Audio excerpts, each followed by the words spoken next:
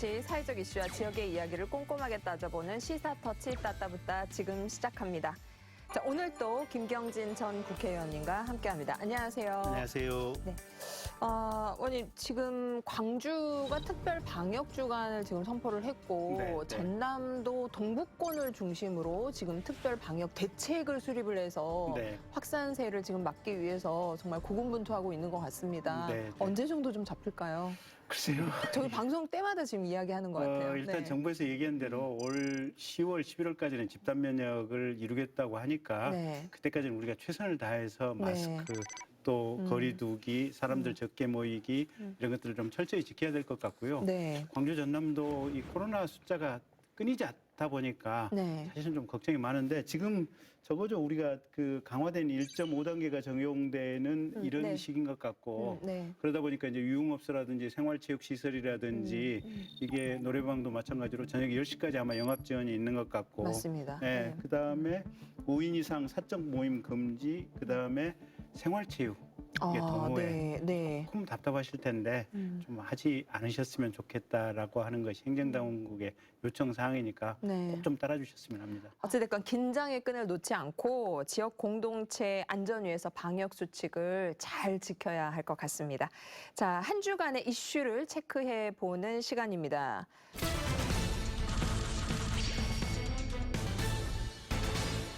의원님, 이번 주 관심 있게 지켜본 이슈 어떤 것들이 있으신가요? 제가 요새 뉴스를 보다 보니까 네. 이제 몇 군데에서 그런 뉴스들이 나왔더라고요. 갑자기 우리 동네 산이 전부 그냥 민둥산으로 바뀌었다고. 어허, 네. 이게 웬일이냐. 네. 그러니까 대한민국이 산림 녹화를 대단히 잘해서 네. 전 세계적으로 녹화 사업이 최고 수준이라고 자랑을 받았고 네. 사실은 우리나라 1950년대, 60년대 옛날 사진들 보면 이렇게 산에 이렇게 나무가 없었거든요. 네. 지금 네. 정말 어디 가도 이 푸른 녹색 때문에 정말 실록 때문에 5월이 얼마나 이렇게 빛납니까? 근데 이제 쭉 알아봤더니 우리가 이제 탄소 중립, 그러니까 네. 탄소 발생량을 줄이기 위해서 여러 가지 대책을 하는데 가령 뭐 차량을 전기차로 바꾼다든지 네. 뭐 이런데 그 중에 하나가 나무 심기가 있는가 봐요. 네. 나무 심기가 있는데 이제 이 나무 심기를 하는 주무부처가 산림청인데 네. 산림청이 앞으로 한 20년 동안 어마어마한 나무 한 20억 그루 이상의 나무를 심어야 되는가 봐요. 네. 근데 이제 그러는 과정에서 어쨌든 이 탄소 저감을 줄이기 위해서 기존의 오래된 나무들 같은 경우는 탄소를 이렇게 흡입시키는 능력이 좀 떨어지는 것이 아니냐 네. 이렇게 생각을 해가지고 이 기회에 수종 개량도 하면서 탄소 저감을 위한 나무 심기도 같이 하자. 그래서 벌목이 일어나고. 네, 그래서 전국적으로 이제 벌목이 일어나고 있고 또 민간 산림주 같은 경우도 이게 벌목을 하겠다 하면 산림청에서 적극적으로 허가도 내주면서 네. 보조금도 주고 지금 네. 이런 상황들인 것 같아요. 그런데 나무를 다 베면 네. 또 심고 네. 이 나무가 자라는데 시간이 한참 소요가 되잖아요. 네. 그때는 계속 탄소가 또 이제 배출되고 있는 거 아니겠습니까? 네. 이거 근데 어떻게 이제 해야 돼요? 이게 너무 급속도로 진행이 되다 보니까 이제 여기저기 다니다가 민둥산들이 그냥 워낙 대규모로 확확 보이니까 사람들이 좀 불안한 모양이에요, 보면. 흉하기도 하죠. 네. 네. 그리고 또 한 가지가 이게 화학자들이나 생물학자들 사이에서도 의견이 분분한 게 네. 새로 크는 이 어린 나무 묘목들이 탄소 흡입량이 큰 것인지 네. 아니면 오히려 30년에서 50년 된 오래된 나무들이 네. 탄소 흡입량이 큰 것인지 네. 이게 학계에서도 사실은 정설로 정립이 안 된 것 같아요. 그 진짜예요? 네. 좀 잘. 진짜랍니다. 생물학계에서도 오히려 큰 나무들이 나이테가 자라나면 이게 큰 나이테가 네, 뻗어나면서 이 커지는 네. 이 커지는 양만큼 이게 탄소 아니겠습니까? 이른바 나무가. 고목. 네. 뭐 잎도 많고 그렇죠. 또 크기도 크고 네. 훨씬 더 산소를 많이 배출할 것 같은데. 그렇죠. 그러니까 산소 배출보다도 이산화탄소를 빨아들이는 양이 네. 이게 나무의 몸집만큼이 이산화탄소라고 생각을 하시면 되니까요. 네. 그래서 이게 생물학계에서 정립이 안 됐는데 너무 저탄소를 위한 걸로 새 나무 심기가 강조되는 나머지 네. 산림청에서 일종의 보여주기 예산 소진식의 행정을 하는 것이 아니냐 아하, 네. 이런 논란이 식물학계에 좀 있는 모양이에요. 네. 그래서 네. 이 부분은 저도 여기저기 문헌들을 봤는데 명확하지가 않아요.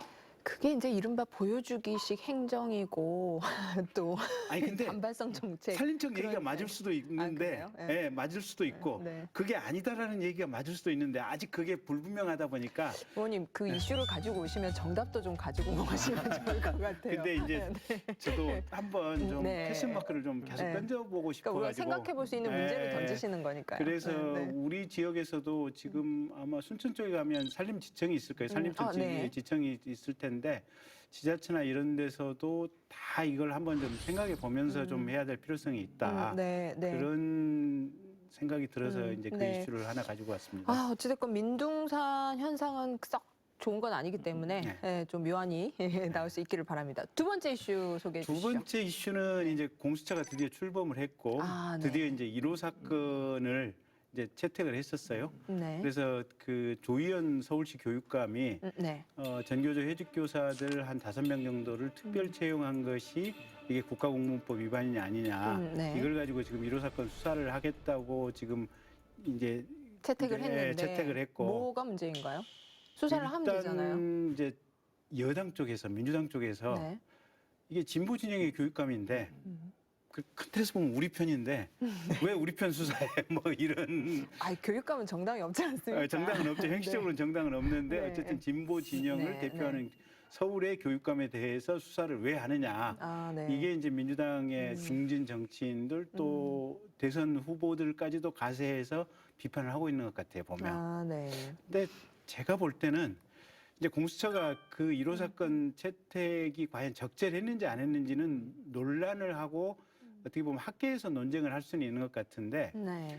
힘을 가지고 있는 여당의 중진들, 특히 대선 주자들이 이런 얘기를 하는 것은 지극히 위험해 보여요. 바람직하지 않다. 왜? 왜냐하면 힘을 가지고 있는 데서 그 얘기를 하면 네. 이건 수사에 대한 압력으로 들리거든요, 보면. 그래서 이게 사실은 정치권, 특히 살아있는 권력으로부터 독립해서 수사를 하자라고 하는 것이 공수처의 발족 이유인데 네. 공수처에서 1호 사건을 자발적으로 그게 맞든 틀리든 이게 선택을 해서 수사를 하는데 니들 그거 잘못됐어. 왜 그걸 하필이면 그걸 네. 수사해. 이렇게 얘기를 하면 네. 그런 행위 자체가 결국은 수사에 개입을 하는 거고 수사의 정치적 중립성을 깨는 문제니까 네. 사실은 민주당에서도 좀 이렇게 의원들 잘 생각해 보시고 네. 그 부분과 관련해서는 좀 왈가왈부를 안 했으면 좋겠다. 네. 민주당의 손해고 네. 국민들 입장에서도 아 이게 이제 이 검찰의 수사권을 뺏는 거에 이어서 네. 결국은 민주당을 위한 세상을 만들기 위해서 수사 권력을 뭐 이렇게 자신들 마음대로 무력화시키려고 하는 것이 아니냐. 이런 국민들의 생각이 들 수 있어서 조금 네. 자제하셨으면 어떨까 싶은 의견을 가지고 왔습니다. 그러니까 잘해야 될 것 같아요. 왜냐하면 검찰 개혁이라는 큰 틀에서 정말 산고 끝에 난 옥동자가 공수처 아닙니까? 예, 중립성을 가지고 또 1호 사건이다 보니까 아무래도 이목이 더 집중된 것 같고 네. 또 이제 정치권에서 막 입김이 작용한다 그 말씀이시죠? 예, 바람직해 보이진 않습니다. 네. 자, 지금까지 이슈 체크였고요. 본격적인 주제 토크 시작하겠습니다.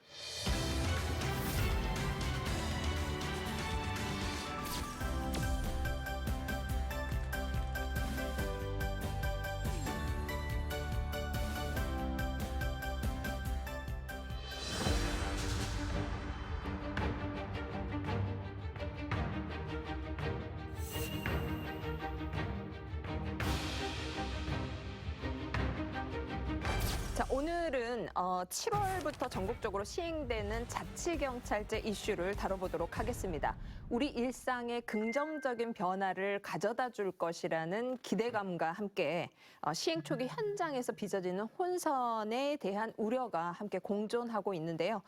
그래서 이 시간에는 자치경찰제 의미를 도입의 의미를 살펴보고 그리고 달라지는 치안행정 서비스에 대해서도 꼼꼼하게 짚어보도록 하겠습니다.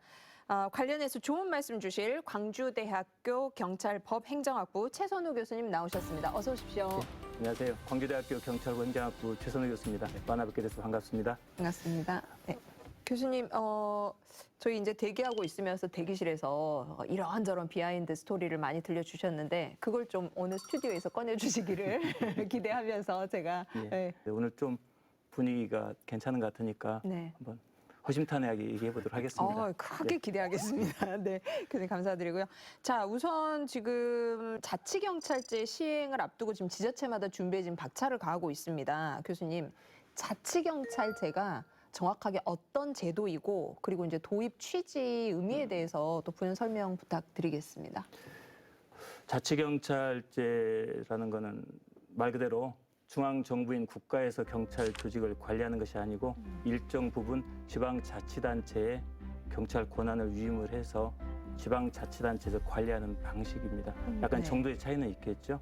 근데 이제 이 자치경찰제를 도입하자는 취지는 원래 민주주의 앞에 우리가 들어가는 세 글자가 풀뿌리지 않습니까? 네. 풀뿌리 민주주의. 그러니까 민주주의 본질은 개인의 자유와 권리 보호를 본질로 하고 그렇다면은 지역 실정에 맞는 경찰 서비스 내지 치안 서비스를 제공한다면 그런 취지에서 볼 때 국가경찰보다는 자치경찰이 훨씬 더 부합된다 그런 거죠. 그래서 큰 틀에서 본다면은 전 세계의 어떤 경찰 제도 개혁의 방향이 네. 그런 분권적인 자치경찰로 나가고 있는 추세입니다. 네. 근데 이제 우리나라 현 정부에서 추진하고 있는 자치경찰제는 그런 순수한 의도가 있는 것 같지만 한편으로는 그 이면에 어떤 검찰 개혁의 연장선에서 네. 이를테면 대륙법계는 중앙 집권적인 국가경찰인 반면 사법경찰의 권한은 약하거든요. 근데 영미법계는 지방 분권적인 자치경찰 체제에서는 수사권을 경찰이 즉 수사 개시 진행 종결권을 가지고 있어요. 그러니까 현재 정부에서 검찰 개혁의 일환으로 수사권을 일부 경찰에 부여를 하고 그래 되면은 중앙 집권적인 국가경찰의 힘이 비대해지니까 그 부분을 약간 해소하기 위해서 자치경찰제를 도입함으로써 어떤 경찰의 힘의 권력의 어떤 집중화를 조금 희석시키겠다 네. 그런 논리인데 이제 뒤에서 또 우리가 좀 얘기 나누겠습니다만 어떻게 보면 좀 본말이 전도된 부분도 있습니다. 무슨 얘기냐면은 검찰 개혁을 위해서 현 정부가 나머지 것들을 이렇게 그냥 끼워 맞추기, 짜 맞추기 식으로 운영하는 부분이 있고 자치경찰제가 시대의 흐름인데 약간 지금 허울 좋은 그런 지금 일환으로 뭐 좀 제도화되었다라고 지적을 하시거든요. 예. 의원님 어떻게 보십니까? 교수님 말씀이 딱 맞는 얘기예요. 그러니까 좀 이상하게 됐어요. 네. 그러니까 이제 원래대로 한다면 사실은 예산, 인사, 네. 뭐 조직, 그다음에 업무에 대한 명령권 네. 이게 사실 하나로 움직여야 되거든요. 네네. 근데 네. 지금은 어쨌든 소속은 그대로 국가 경찰로 두면서 이제 개별 경찰관들이 그대로 그냥 국가 경찰이에요. 보면 네, 네. 국가직 공무원들이에요. 이제 광주시 소속 공무원들이 아니고. 네. 네. 근데 국가직 공무원인데 근데 업무 중에 일부 업무를 띄어가지고 지금 그러니까 현재 경찰관들이 하고 있는 업무 중에 대략 한 20% 남짓, 한 20, 30% 남짓의 업무를 띄어가지고 네. 요 업무의 한정에서는 지금부터는 광주시 경찰위원회의 지시를 받아서 해라. 네. 이제 이렇게 된 거예요. 그러면은 그 업무를 하면서도 신분은 국가경찰인 국가경찰이고 거예요? 그럼 월급은 누가 주냐? 광주시 아니에요. 그냥 경찰 국가에서 나와요. 보면. 정부에서. 네. 그다음에 중앙정부에서. 이 인사는 기본적으로 어떻게 하냐? 광주시하고 협의를 해야겠지만 네. 기본적으로 그냥 국가가 해요. 보면. 네. 그러니까 이 사람 승진은 또 누가 시키냐? 광주시에서 의견은 조금은 낼 수 있겠지만 기본적으로 그냥 국가가 승진도 시키고 그래요. 보면. 말씀 들어보니까 지금 이제 저희가 꼼꼼하게 짚어봐야 될 게 정말 많을 것 같은데 네. 우선 좀 순차적으로 네, 저희가 네. 진행을 해보도록 하겠습니다. 그러면 지금 국가경찰하고 이 자치경찰에 우선은 뭐 사무의 차이도 궁금하고 뭐 신분은 같다고 하니까요. 그 외에 어떤 차이점이 뭐가 있는지 궁금하거든요. 이제 두 가지 관점에서 볼 수가 있습니다. 김 의원님 말씀대로 하나는 관리 주체가 누구냐, 네. 중앙 정부가 인사, 예산 이런 것까지 다 관리하느냐, 아니면 지방 자치단체가 어떤 조직 구조나 인사, 예산을 관리하느냐 그 차이고요. 두 번째는 국가경찰, 자치경찰 차이에서 중요한 부분이 관할입니다. 네. 경찰 권한이 어디까지 미치는가. 국가경찰은 대한민국 전체에 걸쳐서 물론 네. 이제 육경과 해경이 분리됐기 때문에 현재 국가경찰은 육경, 내륙에 대해서만 어떤 경찰 권한이 미칠 것이고 해경은 해양 범죄나 해양 오염에 대해서 관할이 되겠죠. 자치경찰은 관할이 광역자치단체의 자치화가 된다면은 뭐 특별시, 광역시, 도 단위에서 관할 네. 범위가 정해질 것이고 기초자치단체를 한다면 시군구 단위에서 이게 정해지겠죠. 근데 이 관할 문제가 왜 중요한 문제가 되냐면은 네. 이번에 최근 그 벨기에 대사관 네. 대사 네. 부인 네. 폭행 네. 사건 옷가게 점원들을 폭행한 혐의로 입건된 주한 벨기에 대사 부인 측이 면책 특권을 유지하겠다는 의사를 경찰에 전달했습니다. 주한 벨기에 대사 부인은 지난달 9일 서울 용산구의 한 옷가게에서 직원의 뒤통수를 때리고 이를 말리던 다른 직원의 뺨을 때린 혐의로 입건돼 경찰 조사를 받았습니다.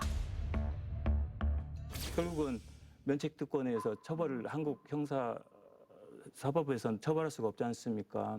그 일종의 이제 관할이 안 되기 때문에 그런 문제가 생기는 거거든요. 네. 네. 우리가 관할로 말한다면은 뭐 업무 관할, 지역적 관할, 인적 관할인데 자치경찰제를 도입하게 되면은 그 관할 범위 내에서만 경찰권을 행사할 수 수사하는, 있고 네. 거기를 벗어나면은 경찰권이 미치지 못하게 되는 부분이 있거든요. 그래서 우리가 관리 주체가 누구냐하고 관할을 어디까지 설정하냐 가지고 이제 자치경찰을 고민을 해야 되는데 네. 현행 우리 현 정부에서 도입하고자 하는 자치경찰은 김 의원님 말씀하신 것처럼 관리 주체는 100% 중앙정부라고 봐도 과언이 아닙니다. 국가에서 경찰청, 시도경찰청, 경찰서, 파출소, 지구대까지 그대로 관리를 하게 됩니다. 네. 그것만 보면 일단은 국가경찰이죠. 네.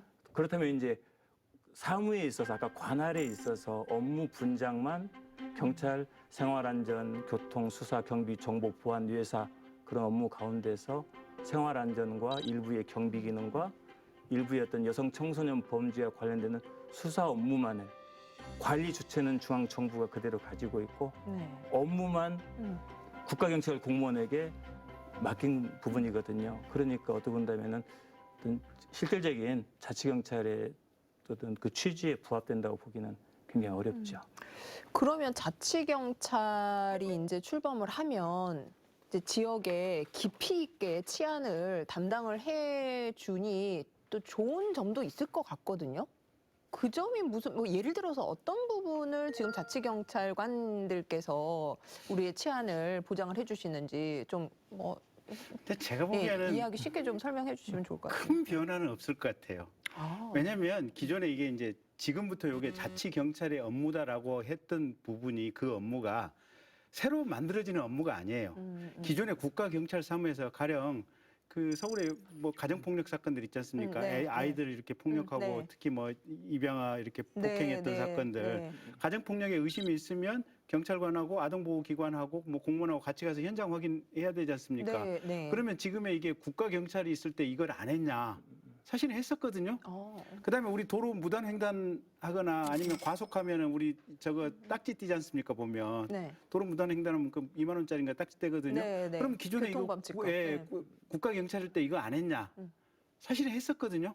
네. 사실은 하기는 다 했었어요. 근데 지금부터 이 업무가 이제 자치경찰, 국가경찰 업무라고 인식되던 게 요것만 띄어서 자치경찰 업무로 재분류를 했고 그 재분류한 부분과 관련해 가지고는 이제 이제 광주시장이나 도지사 산하의 경찰위원회의 어떤 지시를 받아서 해라. 네. 이렇게 업무의 재분류가 주로 이루어진 측면이기 때문에 과거나 어떻게 보면 새로운 체제나 큰 변화는 없을 것이다. 저는 이렇게 네. 보고 있고요. 네. 다만 이제 이런 건 있을 거예요. 시하고 경찰 간에 네. 서로 이제 기관이나 이게 완전히 틀리다 보니까 협조가 조금 느리게 되는 이런 것들이 좀 있었어요. 근데 네. 그게 어쨌든 광주시의 경찰위원회에서도 직접 지시할 수 있는 여지가 생기니까 네. 협조가 조금 빨라질 거예요. 보면. 뭐 예를 들어서 CCTV 설치하는 뭐 그런 문제 같은 그렇죠. 거. 네. 가령 정읍 같은 경우는 네. 10월달 되면 관광객들이 어마어마하게 오거든요. 보면. 내장산 그 네. 단풍 구경하러 엄청 가시죠. 그 코로나 이전에는 뭐 하루에 뭐 10만 명, 20만 명씩 왔다니까 거의 뭐 정읍시 인구만큼이 이제 차를 네. 가지고 들어오는 거예요. 그러면 그때 경찰이 치안, 질서 유지, 교통 관리를 해주는 게 네. 어마어마하게 중요한데 네. 가령 그때 경우에 따라서는 정읍 경찰서장님이 되게 이제 이건 가정입니다. 2%. 네. 정읍 경찰서장님이 정읍 시장님하고 사이가 되게 안 좋아가지고 네. 우리 협조 못해 이러면 몇 명만 보내는. 사실은 내장산 마비되는 거거든요 이게. 네. 근데 그런 부분이 훨씬 이제 협조가 좀 쉬워질 거고 네. 가령 이제 우리 광주도 지금 5.18 행사 기념주간 같은 경우는 외지에서 손님들 많이 오지 않습니까? 맞습니다. 보면 네. 이런 흐름들 적정하게 해주는 것들이 필요한데 사실은 이게 경찰이 이 부분 적극적으로 이게 시하고 이게 협조가 안 되면 어렵거든요. 보면 그런 네. 협조가 조금 더 유기적으로 원활해 줄 수 네. 있을 것이다. 네. 이런 장점은 일부 있는데 큰 틀에서 큰 변화는 없다 이렇게 보시면 될 것 같아요. 그럼에도 불구하고 지역민들, 시민들의 생활 정말 밀착형의 그런 치안행정 서비스를 받을 수 있을 것 같거든요. 그 점에 있어서는 자치경찰제를 도입하고 그랬어요. 네, 좋은 것 같습니다. 네. 그러니까 김 의원님 말씀이 사실은 맞는 말씀이에요. 일반 행정이 우리가 88년에 지방자치법 제정되고 92년에 지방의회 선거했고 95년에 지방자치단체장 선거를 했지 않습니까? 네. 그러니까 일반 행정은 지방 분권화가 됐는데 경찰 행정은 중앙 집권화되다 보니까 아까 의원님 말씀대로 서장과 시장과 서장 임명권은 대통령이 가지고 있고 네. 여야 당색이 정당색이 있단 말입니다. 네. 근데 자치단체장은 또 여당 쪽이 아닐 수도 있기 때문에 네. 거기서 유기적인 결합은 안 되죠. 네. 이를테면은 CCTV를 설치할 때도 예산은 구청에서 나오거든요. 그리고 교통 신호기 설치할 때도 그 예산 시에서 나옵니다. 네, 경찰은 자리가 여기가 우범 지역이다. 그러니까 이 CCTV를 설치해야 되고 여기는 교통사고 다발 지역이니까 신호기를 설치해야 된다는 의견은 하지만 시에서 네. 협조를 안 해주면은 그거를 원활하게 하기는 어렵죠. 그래서 그런 부분을 본다면은 일정 부분 자치경찰제를 도입함으로써 그런 생활안전 기능과 관련해서 시하고 연계될 수 있는 부분이 있기 때문에 좀 도움은 될 수 있을 것 같아요. 근데 이제 문제는 뭐냐면은 자치경찰은 본질이 자율성입니다. 네. 대도시, 중소도시, 농어촌도시 또는 상업도시 또는 교육도시, 광주는 문화도시지 않습니까? 그러면은 문화도시 컨텐츠에 맞는 그 일본 같은 경우는 그 수십 개의 자치경찰 자체 마스코트가 우리나라는 포도리 하나로 통일됐는데 지방 분권화된 자치경찰 운영한 나라에서는 각자 독특한 캐릭터를 가지고 그 지역을 선전도 하고 또 경찰 이미지 메이킹 더 나가서 지역의 어떤 치안 홍보를 하고 있거든요. 그런데 현재 이런 법 개정된 틀을 보면은 획일적이에요. 똑같이 모든 18개 지방청에 똑같이 법 개정해서 적용하도록 하고 조례도 보니까 어디서 하나 만들면은 자꾸 하나 두 개 고칠 정도 광주란 말만 다르겠구나 전남하고 시장 그런 정도에서 조례가 똑같이 획일화돼 있어요. 그러면은 이른바 카피 페이스트. 그렇죠. 이런 상황에서 우리가 자율성 이게 부합되는 자치경찰을 실현시킨다. 이거는 사실은 어떻게 보면 넌센스에 불과할 것 같아요. 그러니까 지금의 현 그 자치경찰제는 지방 분권을 구현하기에는 좀 미흡한 게 지금 사실인 거네요. 지역 실정에 정확히 말하면 지역 실정에 부합한 치안 서비스를 제공하는 거는 위원님 말씀처럼 기존 체제나 크게 다를 바가 없다 이거죠. 아까 말씀드린 CCTV나 이런 횡단보 설치도 특별한 경우에 갈등하는 거지. 제가 남부서 이런 그 범죄예방 협력위원회 가보면 협의체에 이미 남구청과 긴밀하게 협조해서 그런 위원회가 있나요? 그러면 네. 잘 되고 있습니다. 그래서 서로 차 한잔 마시면서 어디에 위험합니다. 그러면은 남구청 담당 직원분이 가셔가지고 네. 검토하고 CCTV를 설치해주고 있거든요. 그 정도. 그러니까 이제 좀 더 엄밀하게 자치가 좀 잘 되려면 네. 가령 광주에서도 보면 지도를 쫙 펴놓고 보면 범죄가 많이 발생하는 지역들이 있어요. 그렇겠죠. 그러면 사실은 시에서 예산 가지고 우리 거기 지구대 하나 더 넣을게. 예. 뭐 요런 게 자율적인 결정이 가능해야 되는데 그게 그렇게 지금 이 들어오는 자치경찰제 가지고는 편치는 않다는 거죠. 현 제도에는 한계가 있다 그 말씀이시죠. 말씀 듣다 보니까 저희 따따부따에서 지난 방송에서 그 청소년 폭력 학폭 문제 다뤘거든요. 그래서 이제 청소년들의 쉼터 이게 지금 더 늘어나야 된다. 근데 이제 이 지금 자치경찰제를 접목을 시키면 그런 부분에 대해서 의사결정하고 자율성을 가지고 해 나갈 수 있을 것 같은데 지금 현재 제도로서는 미흡하다. 지금 교수님 그 말씀이신 그렇죠. 거죠. 앞으로 갈 길이 먼 것 같습니다. 자, 다음으로는요. 지금 이제 광주 전남 양시도가 조례제 개정을 통해서 조직 정비 등 실무 작업을 지금 마무리하고 광주시는 지난 10일 광주 자치경찰위원회 출범식을 갖고 시범 운영에 돌입을 했습니다. 화면으로 함께 만나보시죠. 지난 5월 10일 광주자치경찰위원회가 출범식을 갖고 시범 운영에 들어갔다. 자치경찰제란 국가에 집중돼 있던 경찰권을 분산시켜 지역 치안을 강화하는 제도로 지난해 말 국회를 통과한 경찰법 개정안에 의해 오는 7월 전면 시행될 예정이다. 이에 따라 경찰은 앞으로 국가경찰, 자치경찰, 국가수사본부로 나뉘어 운영되는데 그중 자치경찰은 일상생활과 관련된 민생 치안을 전담하게 된다. 그 자치경찰 일부 사무에 대해서는 시도 자치경찰위원회에서 그 지휘 감독권을 행사하는 제도입니다. 자치경찰 사무는 주민 생활과 밀접한 치안 활동을 말하는데요. 예를 들면 경찰의 생활안전, 여성 청소년, 교통, 또 이와 연계된 일부 수사 활동입니다.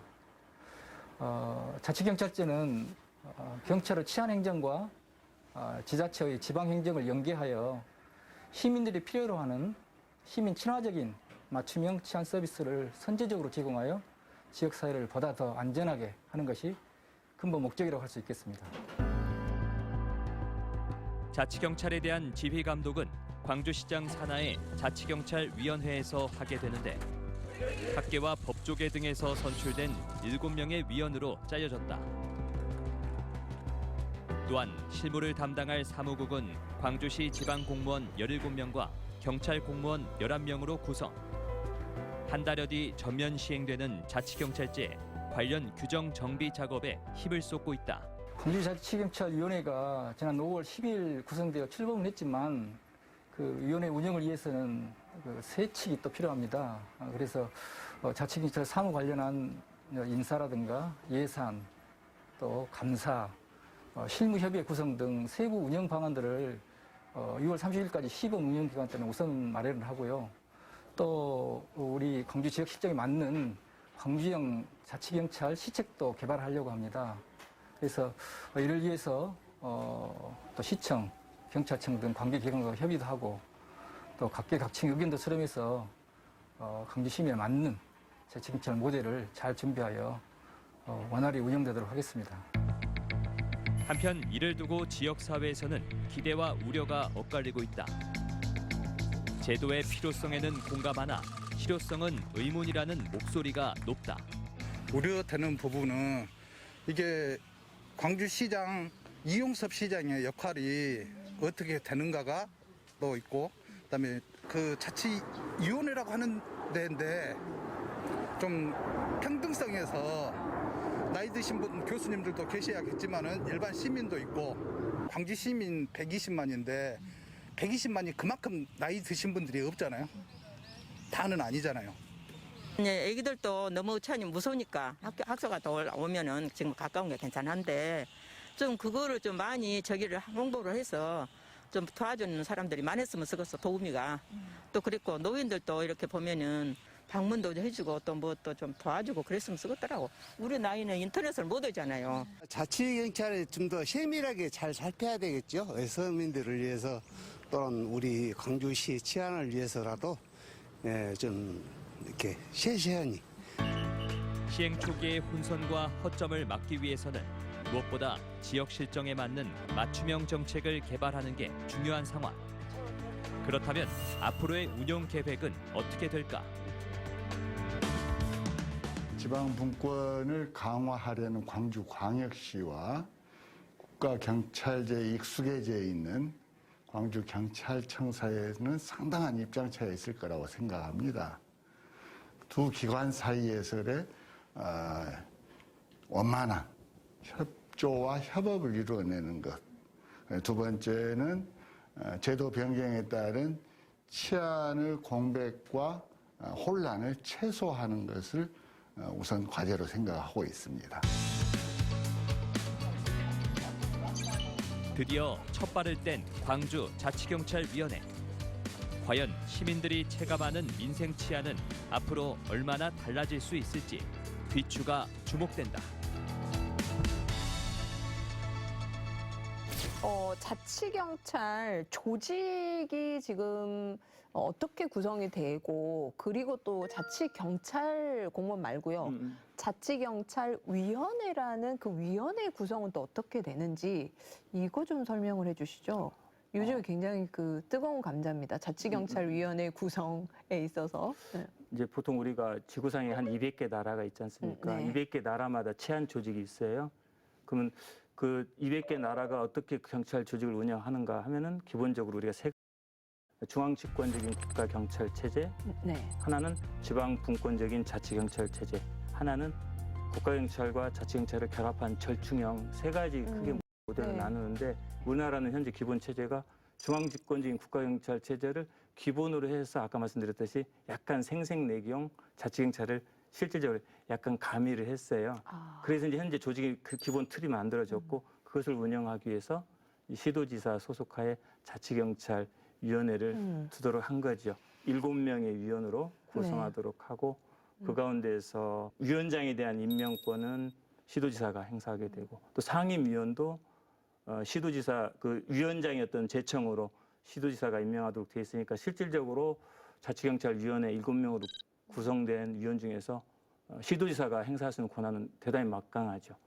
위원장과 상임위원에 대한 어떤 임명권을 실질적으로 행사할 수 있다고 보는 거니까 그래서 이렇게 위원회가 구성이 되면 아까 말씀드린 자치경찰 사무 있잖아요. 네. 뭐 생활안전이든 교통이든 일부 경비 업무든 여성 청소년 범죄 문제와 관련된 어떤 치안 정책이나 네. 그리고 그런 자치 업무를 담당하는 경찰 공무원들의 인사나 예산이나 일정 부분 그런 부분에 대해서 심의 의결권을 심의 의결이라는 건 사전 의사 표시거든요. 네. 그래서 그런 치안 정책과 인사 문제, 조직 관리 문제에 대해서 심의 의결권을 행사하고 네.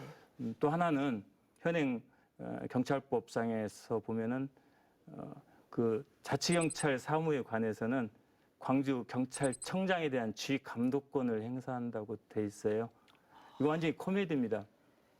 왜냐면은 네. 좀 더 부연 설명드리면은 우리가 보통 조직을 말할 때 경찰 의사 표시기관, 경찰관청, 네. 경찰청장을 정점으로 해서 지방경찰청장, 경찰서장은 그런 경찰관청으로서 전국 경찰을 관장을 지휘감독권을 행사하게 되고 위원회는 그런 중요한 어떤 인사 문제나 어떤 경찰 정책과 관련해서 심의 의결권을 행사하는 거예요. 위원회는 네.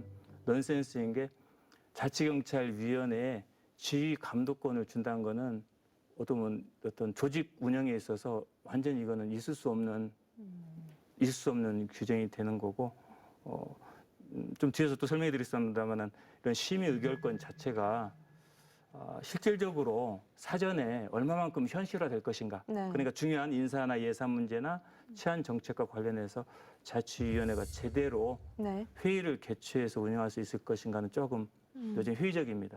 어찌됐건 지금 자치경찰제 도입이 전국적인 이슈이다 보니까 우리 지역에서도 관련해서 뭐 관심도 많고요. 그리고 또 논란도 이어지고 있습니다. 다름 아닌 자치경찰위원회 구성과 관련된 내용인데요. 자, 자치경찰의 지휘 감독 권한을 갖고 있는 자치경찰위원회 어떤 문제점들이 지적이 되고 있는지 화면 함께 보시죠. 오는 7월 자치경찰제 시행을 앞두고 전국 지자체가 준비에 박차를 가하고 있는 가운데 전라남도에서 자치경찰위원회 구성을 놓고 잡음이 커지고 있다. 정의당 전남도당은 기자회견을 열고 전면 재검토를 요구하고 있는 상황. 전남자치경찰위원회 지금 추천되어 있는 위원들 구성이 너무 편향적이어서 좀 문제가 있는데요. 교수 출신이 3분이고 경찰 출신이 4분 되세요. 그런데 또 교수 중에서도 같은 대학교 같은 과 교수분이 2분이나 계시고 또 경찰 출신이 4명이 계신 것 역시 이 자치경찰위원회 그 성격을 다 담아낼 수 있는가 하는 우려가 있죠. 도지사와 도교육감 등에게 총 7명을 추천받아 구성되는 자치경찰위원. 그러나 전남자치경찰위원회 위원 선정 결과 4명이 대학 교수인데다 경찰 출신 일부는 재임 시절 각종 구설수에 휘말린 것으로 알려졌다. 자치경찰위원회 구성 단계에서부터 편향성과 자질 논란이 일고 있는 것이다. 뿐만 아니라 위원회 구성 시 남녀 성비가 10분의 6을 초과하지 않도록 정하고 있으나 여성 위원은 1명밖에 추천되지 않고 후보자 7명 중 5명이 전남에 살고 있지 않는 상황. 이에 대해 주민의 목소리에 귀 기울이는 자치경찰 제도의 취지를 모르는 것이 아니냐는 비판이 나오고 있다. 이러한 각종 논란에 김영록 도지사는 기관별로 후보 추천이 이뤄지다 보니 안배가 이뤄지지 못한 면이 있다고 해명에 나섰지만 의혹의 눈초리는 쉽게 사그라들지 않는 상황. 결국 지난달 30일까지 자치경찰위원회 구성을 마무리할 예정이었지만 임명 절차를 연기하고 위원 후보에 대한 검증 작업을 벌이고 있는 전라남도. 그러나 실상 기관별 추천 방식상 상호 조율이 어려워 위원회를 재구성하지 않고 기존대로 강행할 의지를 내비치고 있다. 도에서도 이제 좀 문제점을 좀 같이 공감을 하고는 있는 것 같은데 이것을 다시 조정할 수 있는 그런 상황은 아니다라고 자꾸 이야기를 하고 있는 것이죠. 자치경찰제 도입부터 순탄치 않은 전라남도. 주민의 생명과 안전이 직결된 업무를 수행하는 만큼 자치경찰위원회의 치밀한 후보자 검증을 통해 안정적인 운영 시스템을 보여줘야 할 것이다. 자, 아무래도 이제 처음 도입이 되는 제도이다 보니까 이 자치경찰위원회를 꾸리는 데 있어서 좀 논란과 잡음이 있는 것 같습니다. 교수님, 우선 자치경찰위원회를 어떤 경로를 통해서 또 추천이 되는지도 알려주시면 합니다. 네, 이건 지금 현행 경찰법, 즉 국가경찰과 자치경찰 조직 운영에 관한 법률에 19조 이제 20조, 21조에 이런 조항이 네. 나와 있어요. 네. 그래서 19조를 보면은 시도 자치경찰위원회는 위원장 1명을 포함한 7명의 위원으로 구성하되 위원장과 위원 1명의 위원은 상임을 하고, 상임이라는 거는 1년 360일 근무를 한다는 얘기입니다. 네. 상근입니다. 네. 5명의 위원은 비상임으로 한다. 이렇게 이제 임명하도록 됐는데 이런 부분 가지고 우리가 법적으로 어느 곳은 누가 많이 돼 있고 어떤 지역마다 네. 위원회 어떤 배분이 안 맞는다라고 법적으로 따지기는 참 골치 아프죠. 그런데 지금 전남도 그러고 대구도 보니까 제가 인터넷 기사 보니까요. 6명이 현직 교수더라고요. 대구지방경찰청. 네. 7분 중에서 6분이 예, 예. 교수예요. 거기는 기사 보면 또 그럼 인권 너무 쏠림이 전문가가 크네요. 없다고 하고 네. 제가 대구에 가서 교사하고 싶은 마음이 갑자기 들었습니다. 네. 경남 자리를 탐내시는 건가요? 아닙니다. 네. 저는 사실 네. 경남 같은 경우는 현 경남 그 김경수 도지사 네. 후원회장이 또 아하. 위원장이 또 됐지 않습니까? 네.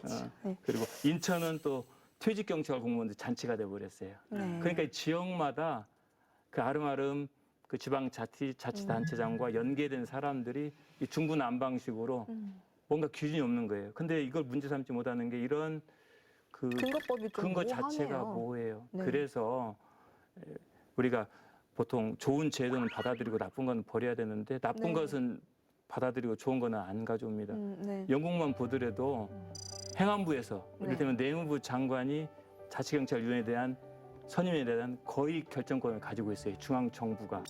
왜 그러겠습니까?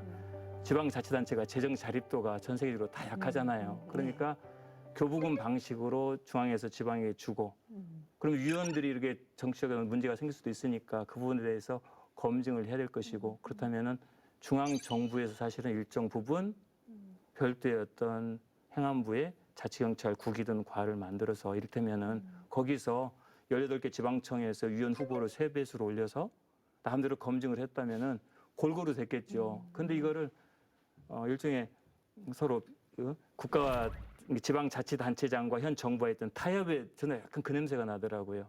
배려해 준 거지. 지방자치단체장들한테 당연들한테 두 명. 지금 현재 국가경찰위원회도 상임위원이 1명입니다. 정확히. 근데 시도 자치경찰위원회 상임위원이 위원장하고 상임위원이 2사람이나 있어요. 억대 연봉이 2명이나 있습니다. 억대 연봉을 받으시나요? 지방공무원법상 억대 연봉으로 이제 기사에 그래 나왔더라고요. 그에 상응하는 일을 하시겠죠. 근데 중앙 정부가 국가경찰이 훨씬 더 업무가 많고 중대한 일들이거든요. 근데 거기도 상임위원이 한 사람인데 자치경찰위원회 상임위원을 두 사람을 둔다는 건 저는 납득을 하기가 네. 굉장히 어렵습니다. 예산 참 고려될 부분이 있습니다. 뭐 그 분야에 뭐 수년간 연구하시고 또 전문가분께서 그렇게 말씀을 하시니까 좀 우려가 됩니다만 의원님 그 이른바 공정성, 적절성 뭐 이런 걸 좀 확보를 해서 위원회를 꾸릴 수 있는 제도가 먼저 안착이 되는 게 시급하다는 생각이 드는데 와, 좀 문제인데요? 사실은 네. 이게 위원회 자체의 구성이 문제인 건 분명한데 네. 위원회 자체가 그리 중요하지 않아요. 사실 그런데 억대 연봉을 받으신다는 그러니까요. 차라리 네. 그러니까 우리 교수님께서 더 이상 얘기는 안 하셨지만 네. 뭐 한 명은 그렇다 치더라도 네. 남은 한 명 연봉 가지고 그냥 경찰관 분들 복리후생이 됐으면 더 낫지 않겠느냐 뭐 이제 그런 얘기는 안 네, 하셨는데 아마 네. 그런 말씀도 포함되어 네, 있지 않나 네. 싶고요. 전적으로 공감합니다. 네, 그리고 사실은 이게 이 현장에서 이게 대부분의 그러니까 이게 자치경찰이라고 자치경찰의 임무라고 업무가 이렇게 분리가 됐지만 네. 현장에서 일하는 공무원들 입장에서 크게 달라진 거 없어요 보면. 그러니까. 그리고 경찰 중앙에 있는 경찰위원회의 위원들도 크게 하는 역할이 없고요. 결국은 경찰청장이 실질적으로 다 결정을 하는 거고. 네. 이제 정말로 자치경찰을 하고 싶으면 아까 얘기했던 대로 본질은 그냥 사람을 뚝 띄어가지고 광주시 소속 경찰, 북구청 소속 경찰 이렇게 되면 정말 북구에서 가령 뭐 이렇게 특화된 어떤 네. 이 생활 범죄를 단속하고 싶다, 네. 어떤 생활 교통 행정을 구형하고 싶다, 딱 그 역할이 되는 건데 지금 이 상태는 이게 본질적으로 보면 그냥 눈 가리고 아웅인 거고 거기에 위원회 구성은 그 많은 문제 중에 사실은 이게 10분의 1도 안 되는 문제다 뭐 이런 네. 상황이에요. 근데 지금 이제 그게 굉장히 수면 위로 올라와 있어서 이제 각 지역마다 네. 자치경찰위원회 구성이 정말 뜨거운 감자인 것 같아요. 자치경찰제를 어떻게 운영할 거냐에 대한 그 고민은 상대적으로 지금 아니 그 빈약하고. 어떻게 운영할 거냐 고민도 필요가 없는 게 이미 거의 그냥 운영될 것들은 지금 다 되고 이미 있는 되고, 거다. 되고 있는 것들이에요. 보면. 그러면 그야말로 그러니까 일종의 라벨링만 하고 있나요? 위인 설관들이고 사실은 그냥 이게 아유, 뭔가 걱정입니다. 사회적인 직함을 부여받고 싶은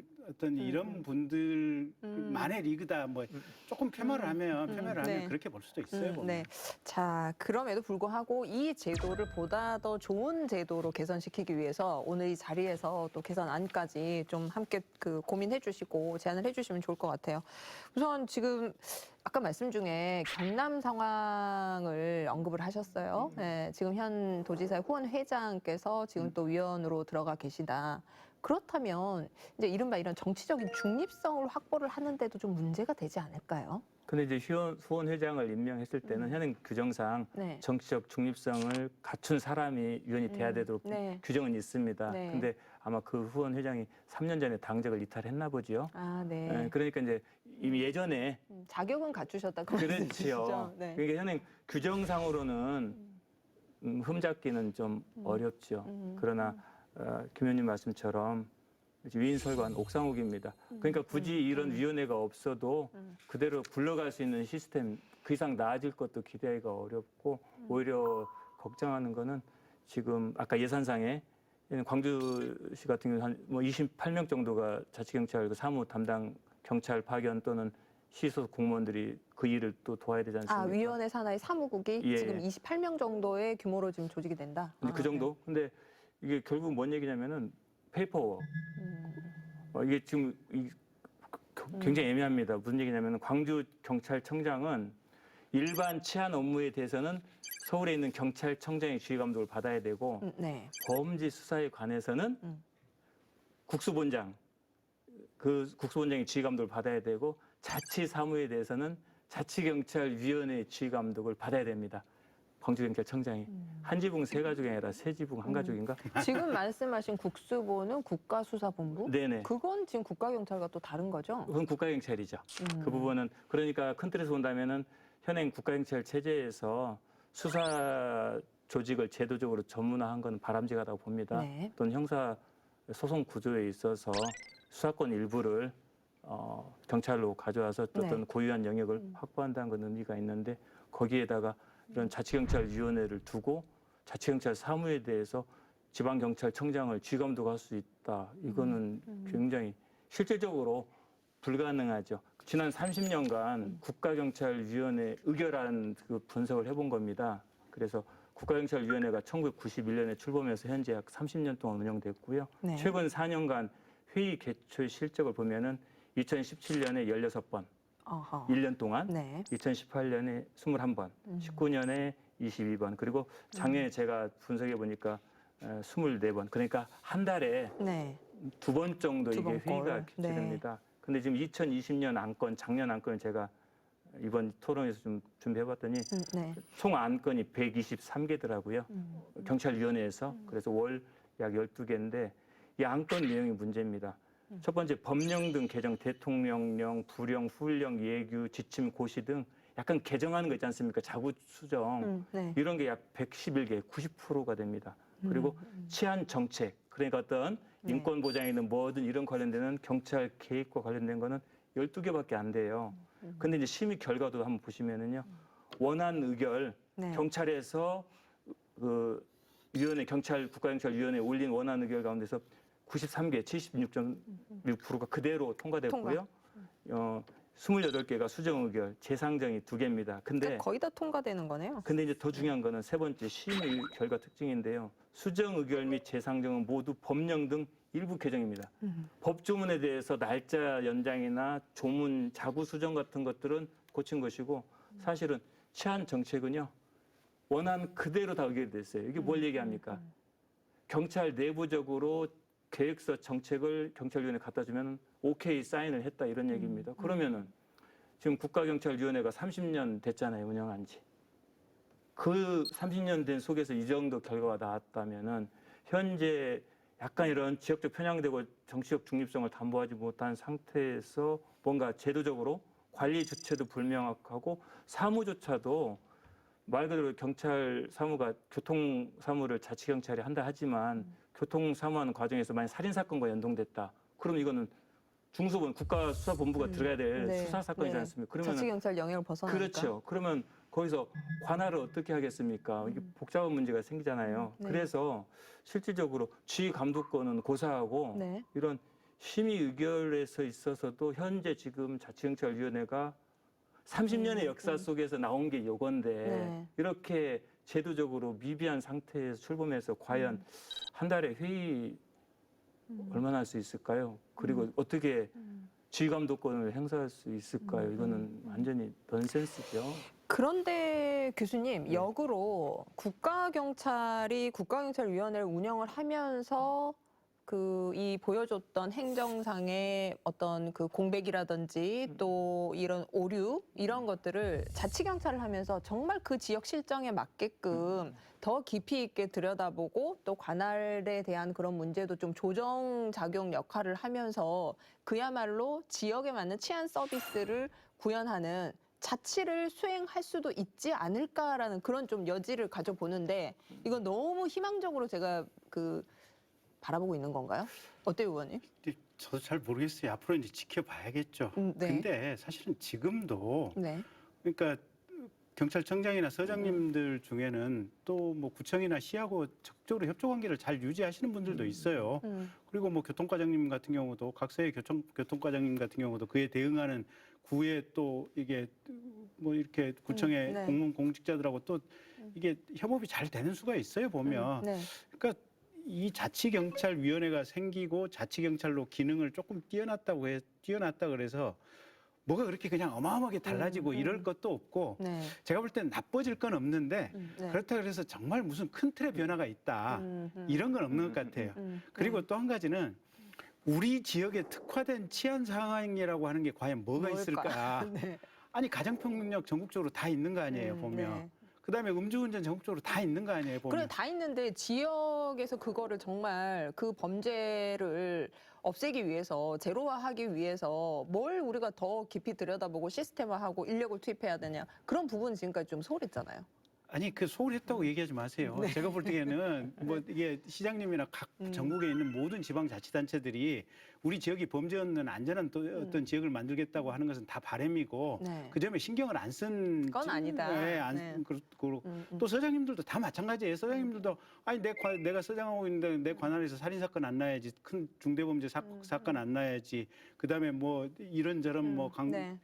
다 목표를 하기 때문에 크게 다를 것 없어요. 그래서 저 검사하는 동안에 전국에 한 임지를 한 열 몇 군데 옮겨 다녔는데 발생하는 범죄들 비슷비슷해요. 보면 특별히 지역에 큰 편차가 있지는 않아요. 보면 이제 뭐 그렇다 보니까 과연 우리 지역의 특수한 어떤 치안 수요가 뭘까 사실은 잘 안 떠올라요. 근데 이제 다만 이런 것들이 있어요. 아까 제가 이제 정읍의 내장산 얘기 꺼냈고 네. 5.18 교통질서 얘기를 했었는데 네. 현실적으로 이런 것들은 있을 거예요. 제가 이제 광주 집이 두암동이고 네. 옛날에 변호사 할 때 이제 법원 앞 지산동까지 이제 차를 가지고 출퇴근을 하는데 네. 그 무등산 올라가는 길이 있어요. 보면 거기 이제 산수호걸에서 쭉 올라가면 그 네. 사거리가 있는데 네. 거기 신호등이 이게 어떤 때는 전멸 신호고 어떤 때는 파란색, 노란색, 빨간색 좌회전 신호가 정확하게 주어지는 이제 이게 이 확정 신호로 이 신호 체계 자체가 네. 한 2년에 한 번씩 바뀌어요, 보면. 어허, 네. 근데 이게 거기가 이제 차 통행이 많지는 않은데 특히 저녁 시간 되면 네. 네. 그래서 서장님 자꾸 언제 한번 물어봤어요, 여쭤봤어요, 제가. 네. 그래서 아니 서장님 지난번에 전멸 신호였는데 왜 이렇게 확정 신호로 바뀌었습니까? 그랬더니 글쎄 말입니다. 저희도 고민입니다.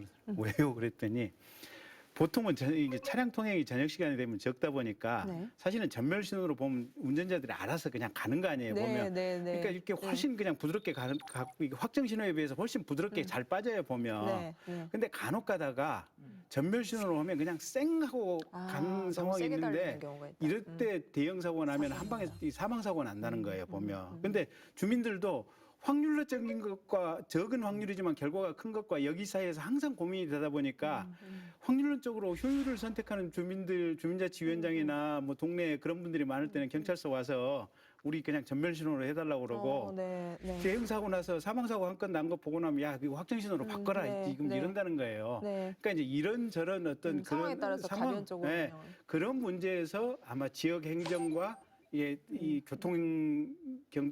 경찰분들하고 행정을 하는 교통경찰분들하고 아마 대단히 어떤 대화가 쉬워지는 요 정도 효과가 좀 있지 않을까. 네. 그야말로 지역 밀착형. 그렇죠. 네. 그러니까 방범 순찰을 할 때 네. 어디다 어떻게 투여를 하고 그다음에 순찰차를 지금 몇 시에 어느 지역으로 돌리느냐 이런 부분들에 있어서 사실은 이제 어떻게 보면 이 자치경찰제가 시행이 되면 좀 더 효율적이고 지역의 수요를 아마 서에서 반영하는 이런 상황이 될 텐데 네. 뭐 범죄 수사라든지 우리 지역에 특화된 뭐 이런 것들은 사실은 그렇게 많지는 않아요 보면. 근데 네. 이제 약간 김 의원님 말씀도 공감하면서 밀착형은 가능한 부분이 있습니다. 우리가 이제 경찰 역할을 법집행, 질서 유지, 대민 봉사로 꼽거든요. 근데 과거에 이제 그 전통적 국가 입장에서는 법집행 위주로 갔다면은 네. 복지국가 이념과 더불어서 대민 봉사, 서비스 마인드가 중요하거든요. 그러니까 옛날 같으면은 범죄가 발생했을 때 경찰이 투입되는 게 아니고 평상시에 시민과 어떤 친밀한 상호 관계를 형성해서 위기 시에 경찰에 대해서 시민이 순응을 했을 때 맞습니다. 훨씬 더 네. 효과적으로 네. 어떤 범죄 통제 성과를 높일 수 있거든요. 그러니까 자치경찰이 제대로 운영된다면 이를테면은 아까 교통 단속이 자치경찰 사무잖아요. 저도 딱지를 최근에 뗐어요. 네. 근데 현 정부 때 교수님도 딱지 떼십니까? 네. 왜냐면 이 어린이 보호구역 30km 네, 있지 않습니까? 네. 저도 지금 30km를 못 맞춰서 그 과태료를 제가 냈습니다. 네. 근데 제가 지금 네. 무슨 얘기하려고 그러냐면은 그 교통 정책에 있어서 딱지를 떼는데 지금 현 정부에서 작년보다도 한 1천억 원 이상 과태료를 딱지를 뗐어요. 무슨 문제입니까? 지금 코로나 때문에 경기가 너무나 안 좋은데 아니 세금 그렇게 혈안이 된지 어찌 모르지만 경미한 부분에 대해서는 만약에 자치위원회에서 교통사무에 대해서 뭔가 좀 지휘감독권을 행사한다 그러면 네. 경찰들에게 단속보다는 계도, 지도를 네. 통해서 대부분 19명은 신사적으로 얘기하면은 그다음 위반을 안 합니다. 맞습니다. 근데 다짜고짜 이거를 딱지 떼서 고지서 날라오고 그런 구조거든요. 그래서 오히려 만약에 자치경찰에서 지역 밀착이 된다면은 사실 우리가 1년에 살인 사건으로 그런 사건은 1000건이 안 됩니다. 굉장히 경미하거든요. 대부분 그런 살인 사건의 어떤 중대성에 비추어서 발생 건수는 적어요. 근데 이런 교통법규 위반은 굉장히 많거든요. 그럼 네. 시민들이 느끼는 체감치 않은 이런 데서 어떤 뭐랄까 불만이나 네. 분노가 표출되거든요. 그러면 자치경찰에서 만약 이것이 주민 밀착형으로 제대로 된다면 그런 서비스 주민들이- 만족도가 높아질 수 그렇죠. 있다고 말씀이시죠. 그런 부분에 대해서 정말 위원회가 좀 고민을 많이 하고 시민들이 제일 좀 일상에서 위반했을 때 굳이 어떤 제재를 받지 않고도 좀 개선될 수 있는 부분들을 찾아 나간다면은 그리고 아까 위원님 말씀대로 그런 지역 특성 무등산이면 무등산, 정읍이면 정읍, 어촌이면 어촌 지역에 맞춰서 네. 거기서 어느 정도 좀 제도적인 보완을 하게 되면 그래도 시민들이 느끼는 효과는 네. 어느 정도는 저는 있다고 보거든요. 이제 그런 것들을 기대를 해야죠 우리가. 네. 말씀 듣다 보니까 뭐 다각적인 측면에서 지역 특화형 치안 서비스 사무를 발굴을 어쨌든 하는 것이 필요해 보입니다. 지금보다는 네. 조금은 나을 나아질 거예요. 거다. 조금은 나은데 네. 생각보다 뭐가 어마어마하게 바뀔 건 없어요. 저는 엄청 기대를 했는데. 네. 자, 어쨌든 이제 지금까지 중앙정부 차원에서 국가소속 경찰 업무가 이제 지방으로 이제 그 권한이 이제 업무와 권한이 이양이 되는 지금 이런 시점인데 현장에서 혼란이라든지 시행착오를 최소화하는 게 관건일 것 같습니다. 좀 남은 과제는 뭐라고 보시는지 교수님 궁금해요. 그러니까 지금 현재 자치경찰안은 2020년 8월 4일 민주당 김영배 의원이 발의한 것입니다. 8월 4일 날. 8월 4일 날 발의해서 12월 22일 날 통과됐습니다.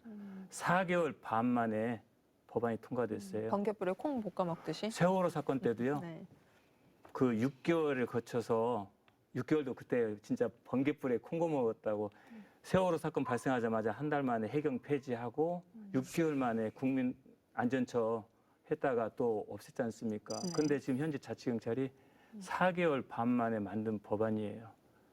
여기에서 우리가 어떤 개선점을 찾자고 말하면 상당히 어려울 것 같습니다. 왜냐하면 첫 단추가 잘못 채워졌기 때문에 여기를 자꾸 수술하려면 더 많은 덧칠을 할 수밖에 없거든요. 네. 그래서 이 부분에 대해서는 좀 더 아까 말씀드렸듯이 1단계, 2단계, 3단계 중장기적 관점에서 해보면서 해야 되는데 이건 정치적인 의지가 상당히 결단이 중요한데 어떤 정권 말기고 하다 보니까 여러 가지 어떤 여론 민심들을 고려해서 그냥 졸속으로 한 부분이 없지 않아 있어서 현재 자치경찰에서 어떤 부분이 개선돼야 되겠냐고 지금 말씀하시면은 네. 현 상태에서는 따로 뭔가 진단하기는 어려울 것 같아요. 어렵다. 좀 더 지켜보면서 이제 보완점을 또 이행해 나가야 된다. 이제 그런 아니면 말씀. 전면 새롭게 우리가 다시 한번 고민을 해봐야 될 것 같아요.